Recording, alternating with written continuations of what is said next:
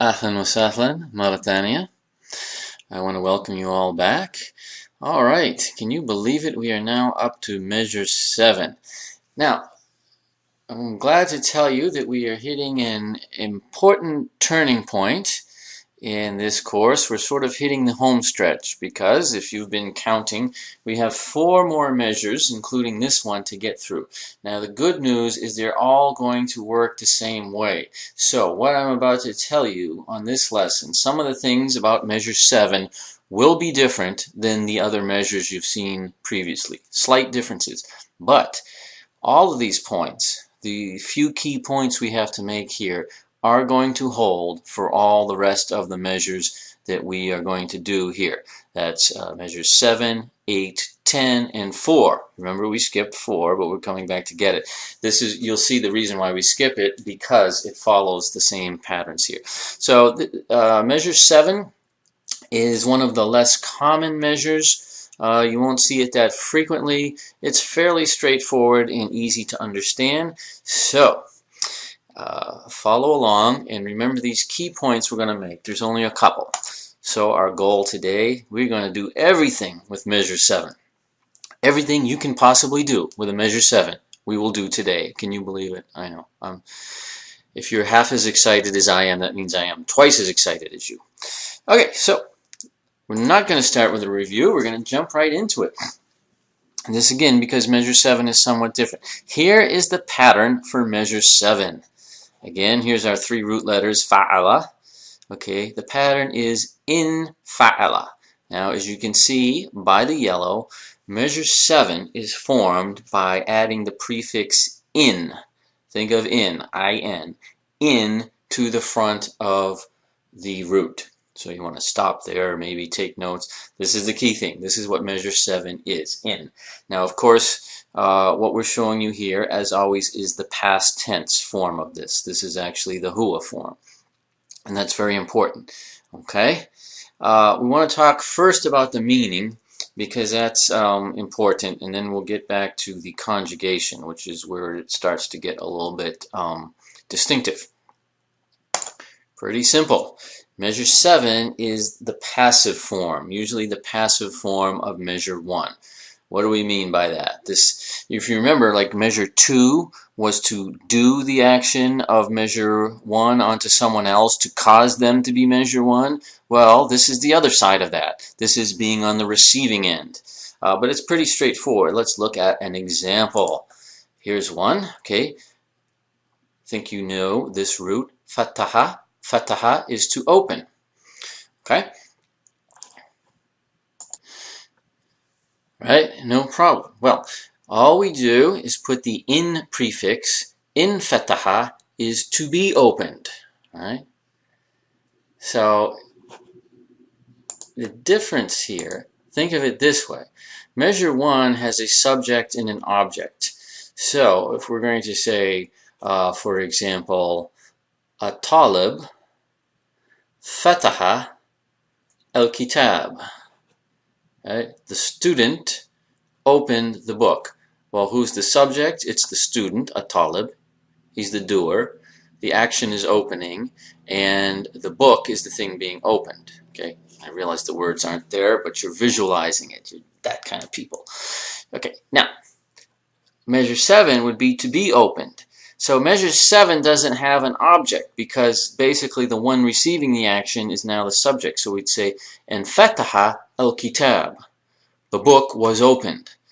Okay, so one way of looking at this, measure 1 usually has 2 people or things involved.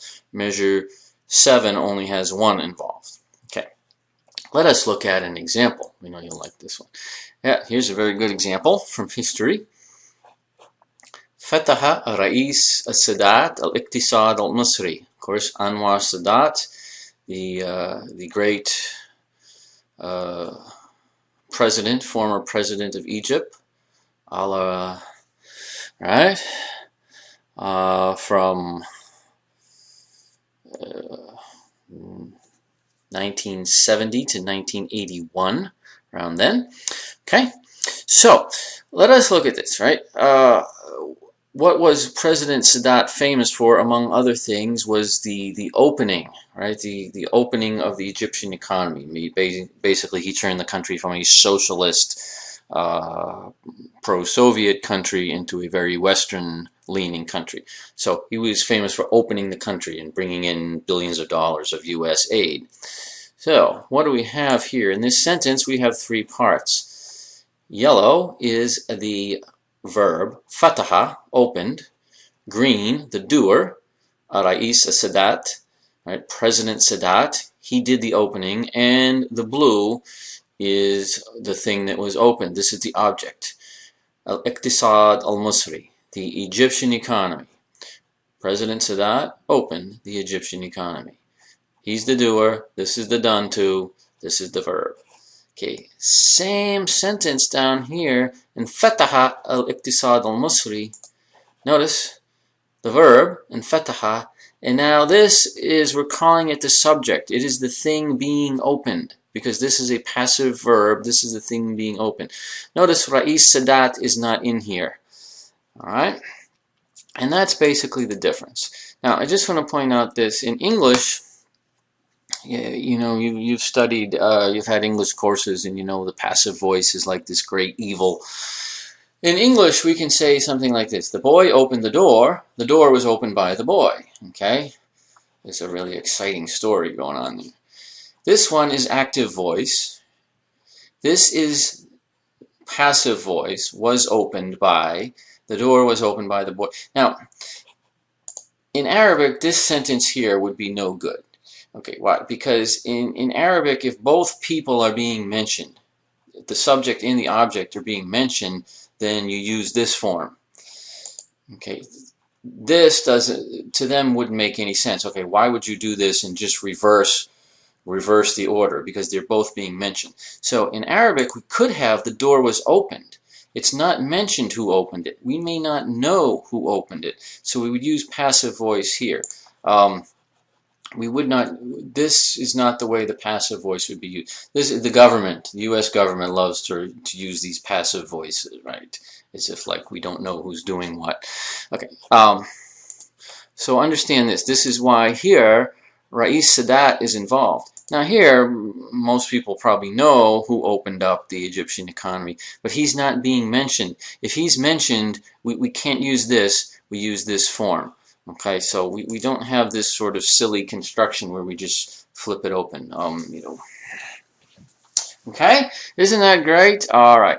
Okay, so that is the meaning of Measure 7. As I say, it's not that common, and usually the meaning will be clear from context. The conjugation is what we want to focus on here. And this, as I say, pay close attention, because this, we're going to use this for all of the remaining measures. They're all going to work the same way. So if you don't get it here, you're just going to have pain later on. And who wants pain, right? We don't want that. Okay, so let's look at Measure 7 conjugation. Go back to this again. We said the prefix is in. Now, you know this from way back when you were learning the alphabet, right? You know this, that the aleph and hamza at the beginning of a word are just, they're not pronounced at all. They are only there to hold up this short vowel. So in reality, the only things being pronounced here are the short vowel kesra, I, that's the I sound, the I, and this letter nun, I-N, right? The sukoon isn't pronounced, but okay, so you know the aleph and the hamza exist only to hold the short vowel, which means what? Which means they can go away.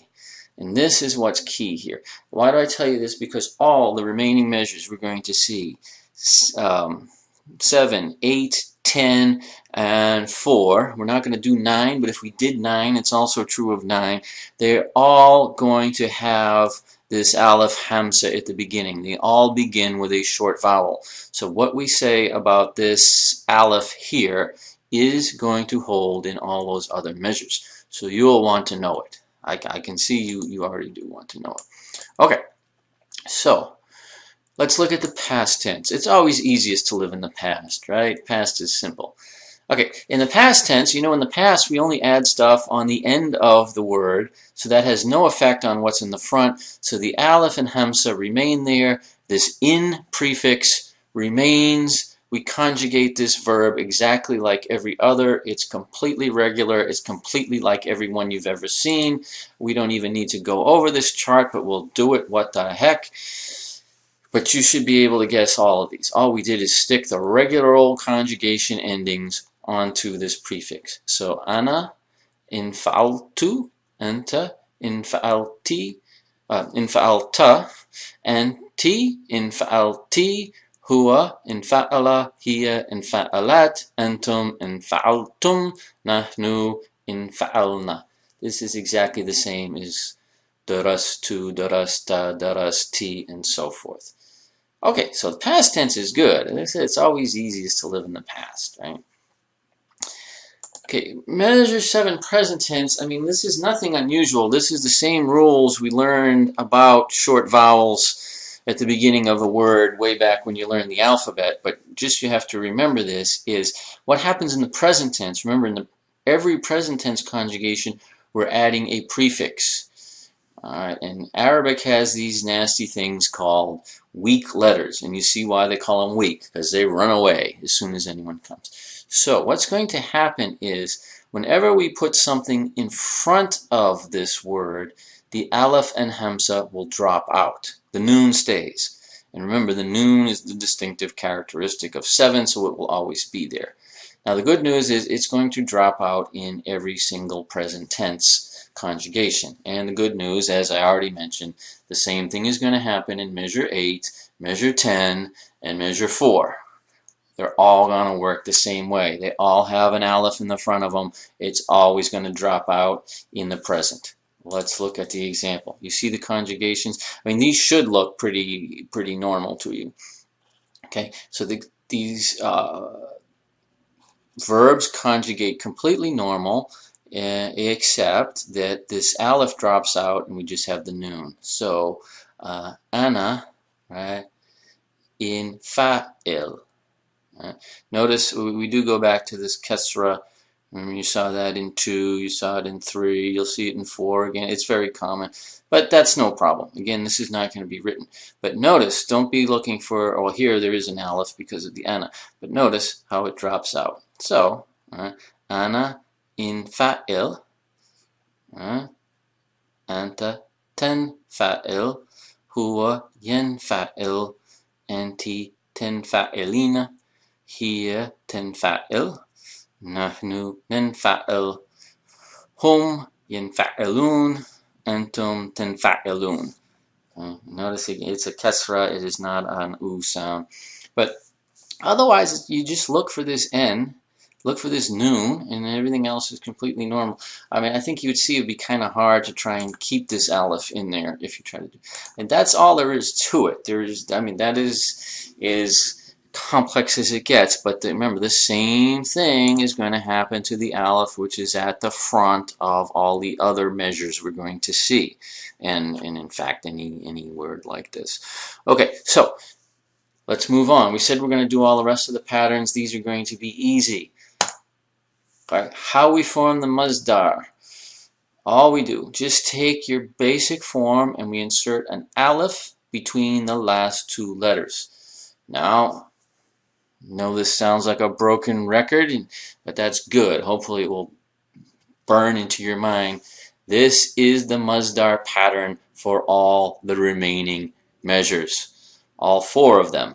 They are all going to form the masdar the exact same way, sticking an aleph in between these 2 letters. So, infi'al, infi'al, infi'al, infitah, right? Inkisam, inkisar. It has that rhythm. They're all going to have that rhythm. And notice, right, we've not seen a pattern like this before. Okay, notice aleph here, noon here, and then this aleph long vowel here. This is a unique pattern. We haven't seen anything like this before, so it's easy to recognize. We know this is the masdar because it's got this aleph. If the masdar were not, if the aleph were not there and you couldn't see the vowels, this would look like the past tense verb. But because of this aleph, we know it's the masdar. The masdar is actually used probably more often than the verb for these kind of words because they're somewhat uncommon. Okay, so going back to our example, in fataha was to be opened. So infitah is an opening. This is very famous when we're talking about Egyptian history. President Sadat, his policy of opening towards the west, it was called the infitah policy, and it's now blamed for all sorts of things, but the infitah. Okay, so that's a good example of one. Ooh, here's an example. This is from Ash-Sharq al-Awsat, the newspaper. Happy opinion writer. Okay, what's he talking about? We just want to look at his headline. Well, you notice that word. First of all, you don't even have to have the vowels because you know the vowel pattern. Right? Always the same. Infitah. Okay? He's talking about what? So infitah is an opening. An opening. He's talking about the opening of what? Grand opening of Chili's? No. He's talking about infitah Iran. Right? The opening of Iran. And in this case, he says fi intidar. This is another masdar. Waiting. We're what? We're waiting for what? The opening of Iran. Notice when this is 2016. What has just happened in this time? We've had the nuclear deal agreement with Iran, and this is supposed to lift the sanctions and open up the country. So it says we're doing what? We're waiting for the what? The opening of Iran. Infitah Iran. So people talk about Infitah Korea Ash-Shamaliya, right? The opening of North Korea. In the news recently, we've had Infitah Cuba, right? The opening of Cuba to the United States. And so that's an example of infitah. Infitah can also be something like, infitah matam Chili's. It's open, grand opening. Okay, it's simple. But remember, this pattern of sticking the aleph in between these last two letters, it's going to be the same pattern we're going to use for all the remaining measures. We'll go over those, but be prepared. Lastly, we have the active participle. This by now should be absolutely no surprise. All we've done is stick a mu in front. It always has a kasra here. This is the exact same pattern we've been doing for every measure since 2. And again, notice the aleph goes away. Whenever anything is added to the front, the aleph disappears. In a word like infitah, nothing's added to the front, so it stays. That's the rule for any word like that.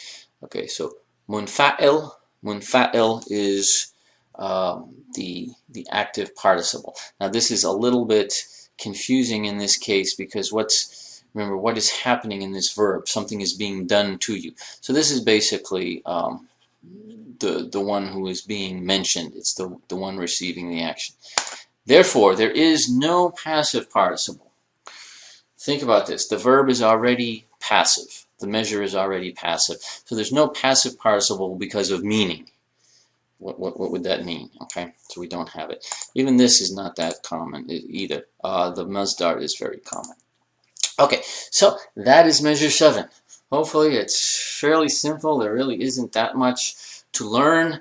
And as we said, you want to know this because why? Exactly right. These things we just mentioned are going to apply for all the remaining measures. And that will save you a lot of time so you can spend time on more important things. Alright? And so, on behalf of my good friend Rusty here, who is so happy about measure 7, he just can't control himself. So, on behalf of Rusty, we want to wish you all the best. Bikul tawfiq, ma salama.